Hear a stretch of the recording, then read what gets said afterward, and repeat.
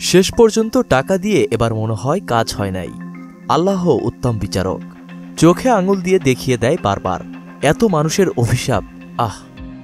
ক্যারিয়ারের এই টেলিভিশনের অধ্যায়টুকু আমি ভুলে যেতে চাই। পাওনা বেতনটা হাসরের ময়দানে বুঝে নেব। আল্লাহর কাছে বিচার দিলাম, বেতন মাফ করব না। প্রতিনিয়ত দুর্বলের ওপর সবলের অত্যাচার, মজলুমের প্রতি জালিমের হুঙ্কার ধারাবাহিকভাবে চলছেই। আর এই মজলুমের অসহায় আর্তনাদ ও হাহাকার যেন খোদ আল্লাহই শুনতে পেয়েছেন। বলছিলাম একটি বেসরকারি টেলিভিশন চ্যানেলের ব্যবস্থাপনা পরিচালক আরিফ হাসানের কথা। দীর্ঘদিন ধরেই রক্ষক যেন ভক্ষকের ভূমিকায় অবতীর্ণ ছিল। শেষমেশ সেই ভক্ষকের গ্রেফতারের খবরে শত পরিবারে ফিরে এসেছে সেই কষ্টকর দিনগুলোর স্মৃতি। আনন্দ বেদনার মিশেলেই বিচার চাইছেন তারা।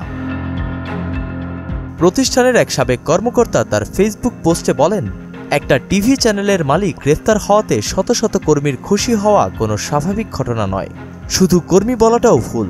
আমি যখন আমার বাসায় এসে খবরটা জানাই, তখন বাসার লোকজনের যে খুশি দেখলাম তা দেখে আমি সত্যিই আশ্চর্য। তাকিয়ে থাকলাম অনেকক্ষণ।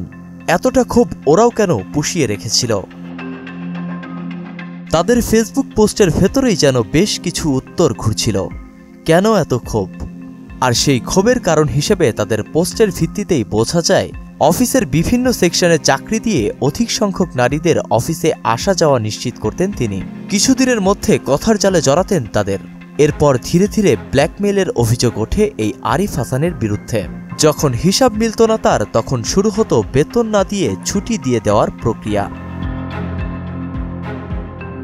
ছিল না একটি পানের দোকানও, অথচ এখন পর্যন্ত তার ব্যাংক হিসাবে মিলেছে 128 কোটি টাকারও বেশি অর্থ।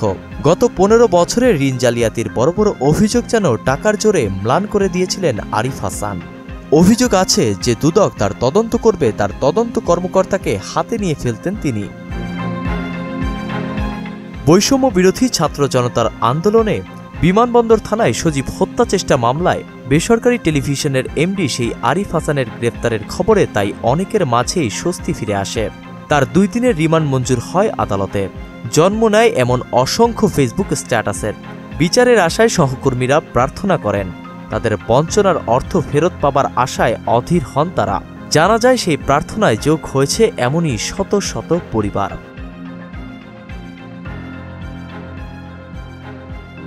নাসিমুল বারী সৌরভ, মোহনা ডিজিটাল।